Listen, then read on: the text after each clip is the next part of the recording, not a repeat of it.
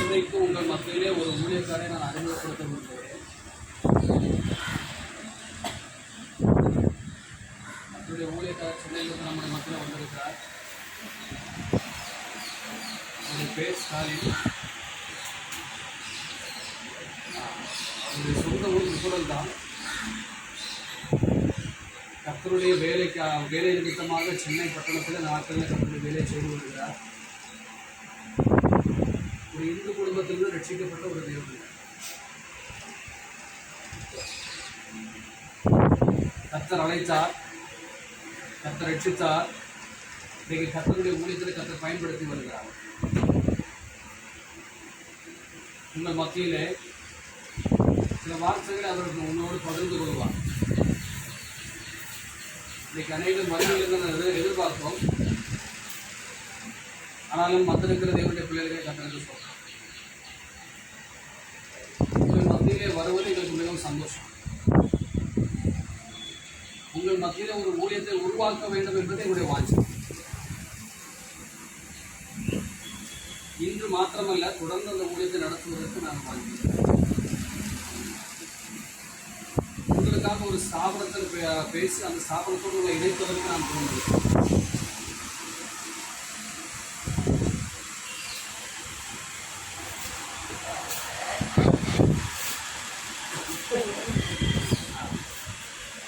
அதுபோல மாத்திரமல்ல, மற்ற சபைகளில் இருக்கிறது போல நமக்கு ஒரு அங்கீகாரம் வேணும்.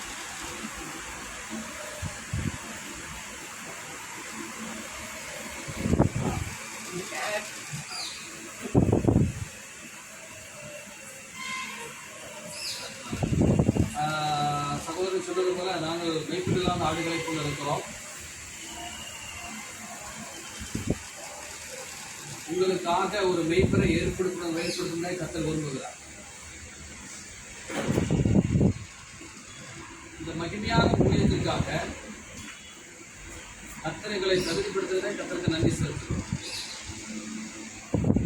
தொடர்ந்து நீங்கள் ஜெபித்துக் கொள்ளுங்கள். உங்கள் மத்தியிலே ஒரு ஊழியத்தை விசாலமாக்க முடியாது. இன்னும் அதிகமான ஊழியங்கள் உங்கள் மத்தியிலே செய்யும்படியாக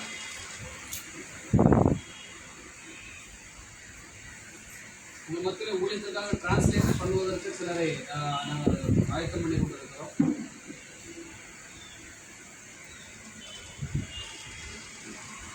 கர்த்தருக்கு சுத்தமாக வருகிற நாட்களில் அவர்களை கொண்டு காரியங்கள் செய்வதற்கு நாங்கள்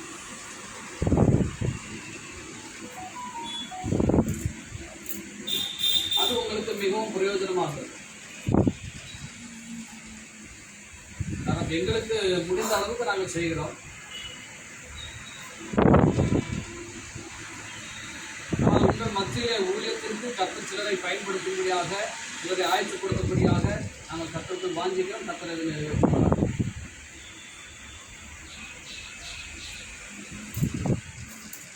நாம் இணைந்து கர்த்தருடைய ராஜ்யத்தை கட்டுவோம். நாம் இணைந்து கர்த்தருடைய ஊழியத்தை செய்வோம். கர்த்தர் உங்களுக்காக யாவையும் நன்மையாக செய்து கொண்டிருப்பார். வரும் நாட்களில் உங்களைப் போல அநேகரை கர்த்தர் கொண்டு சேர்ந்து ஊழியத்தில் சேர்ப்பார்.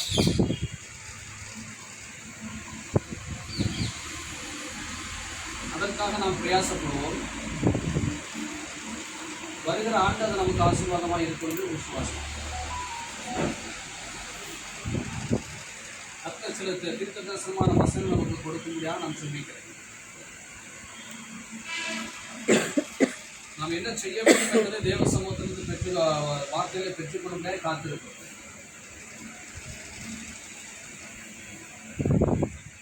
வருகிற ஆண்டில் உங்களுக்கான வாக்கு திட்டங்களுக்காக தேவ சமூகத்தை காத்திருக்கிறோம்.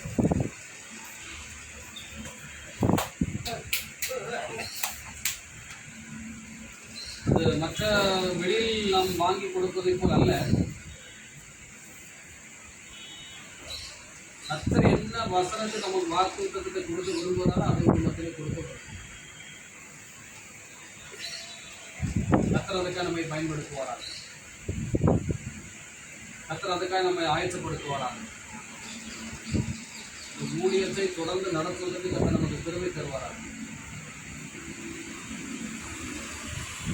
இனி வருகிற நாட்களிலே நாம் அதிகமாய் கர்த்தருக்காக பயன்படும்படியாக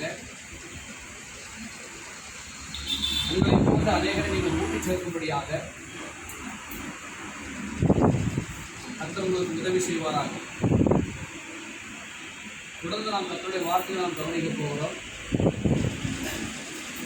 கர்த்தருடைய தாசன் கர்த்தருடைய வார்த்தைகளை கொண்டு வந்திருக்கிறார். அவர் என்ன சொல்ல விரும்புகிறாரோ அதை இந்த நாளிலே உங்களுக்கு வாக்குத்தத்தமாக கர்த்தர் பேசுவார். வர தடைப்பட்டிருக்கிற பிள்ளைகளை கர்த்தர் தடையில மாற்றி கொண்டு வருவார். அதற்காக நாம் ஜெபிப்போம். கர்த்தர் இந்த வார்த்தையை ஆசீர்வதிப்பார்.